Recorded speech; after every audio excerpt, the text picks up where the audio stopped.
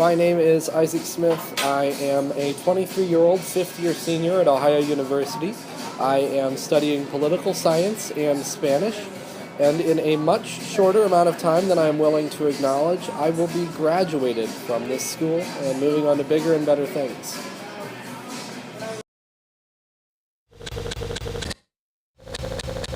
Well, I know that the University Foundation decided that it would be an appropriate use of their funds to purchase the president of the university. And I should clarify, it's not just McDavis that they're buying the house for. It's McDavis and every future president that they're buying this house for. They would be permanently relocating the president off campus. So the University Foundation thought that it was an effective use of money to spend $1.2 million buying a house about as far away from campus as you can get, surrounded by 4 private lots for the president and all future presidents of Ohio University to live. They also decided that it would be a great idea to purchase this house from John Wharton, who is a major donor to the university's athletics department, and who some people allege is giving the house to the university as part of a gift to athletics. A bunch of professors actually just signed a letter to the Athens News calling for an independent state-led investigation of university administrators.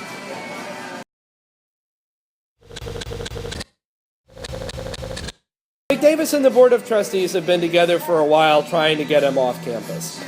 And it's not just him. I mean, there's definitely a lot of anti-McDavis sentiment about what's going on here. And a little bit of that is deserved in that McDavis is an external president who has come after a lot of people remembering Charlie Ping, who is not an external president. So there's a big clash there in terms of what people are used to and what people are getting right now. But the big thing is that they're not just moving him away, and they're not just talking about moving him away. They're talking about moving all future presidents to this away from campus location. The reason for that being that they want to attract top talent, allegedly, and living off campus will apparently attract more talented people in some strange way. And as a result of a changing political climate at the State House, the job of a university president has evolved from running the university to being a fundraiser and trying to get people to give the university money. This is not what a university president's job should be. But in reaction to that, the president and the Board of Trustees are trying to put Ohio University's president in a better position to solicit wealthy donors who don't want to come to campus or deal with students or traffic or anything like that. They want to be taken away to a fancy private location with a pool.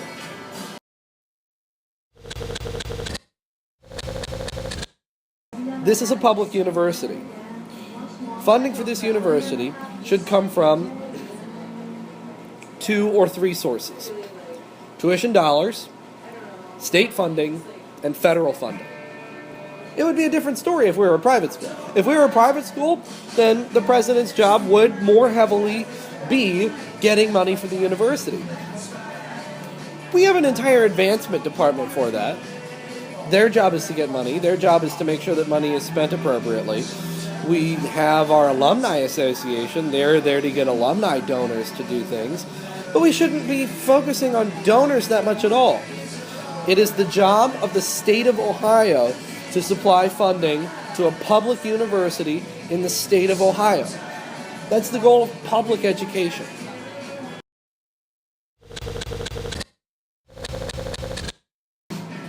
McDavis took control of the university right at the start of the economic downturn, and then Ted Strickland didn't get reelected. He got replaced by John Kasich in 2010. Kasich cut funding to public education. John Kasich seems honestly hell-bent on just privatizing education in general, at both the collegiate as well as the primary and secondary level. He seems to be convinced that the market does a better job at educating than a public school system ever could. And he's received a lot of criticism for that, primarily because of the fact that the private solutions that Kasich has implemented have actually been buddies of his, basically. It's been kind of a good old boy system in terms of that. But the reason that the president of this university, and the presidents of a lot of public universities, have had to shift from relying heavily on the State House to relying heavily on private donors is that the amount of money coming from the State House has gone down, and operating costs, and this is true of universities across the board, have gone up as administrative bloat has skyrocketed.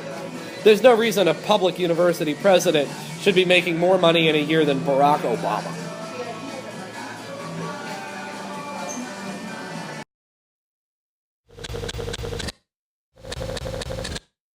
Oh yeah, no, tuition hikes are absolutely related to the fact that the university has a certain budget that it needs to operate, and when the state cuts the state share of instruction, the university has to make up for that money somewhere, so they raise tuition.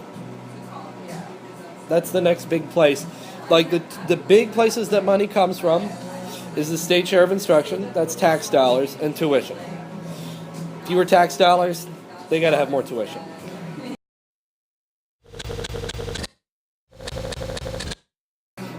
I mean, another thing to do would be to cut administrative salaries. Top administrators at this university and top administrators at any university make an absurd amount of money. And there is so much money that is spent on administration that is not going to academic departments, which is, I would think, where it should go, given that this is a university. Another place that continues to see its funding increase, other than, the upper echelon of administrators, is athletics.